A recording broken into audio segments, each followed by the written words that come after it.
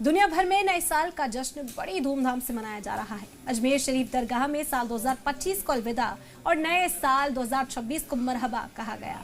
सुल्तानुल हिंद हजरत ख्वाजा गरीब नवाज रहमतुल्लाह अलैहि की दरगाह में देर रात नए साल की आमद पर महफिल कव्वाली हुई और तमाम मजहबी अक़ीदतमंदों के हक में दुआएं खैर की गई।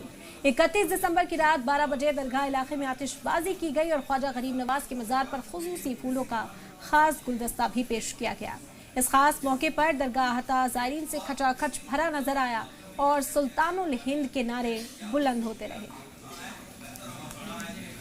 में सैयद एहतिशाम अहमद चिश्ती, मेंबर अंजुमन सैयद ज़ाद खान हुक्काम ख्वाजा।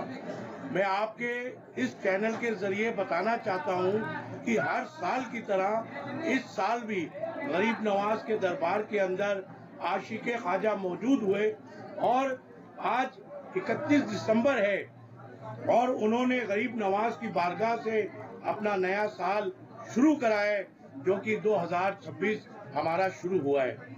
गरीब नवाज के दरबार में तमाम ज़ायरीन मौजूद है।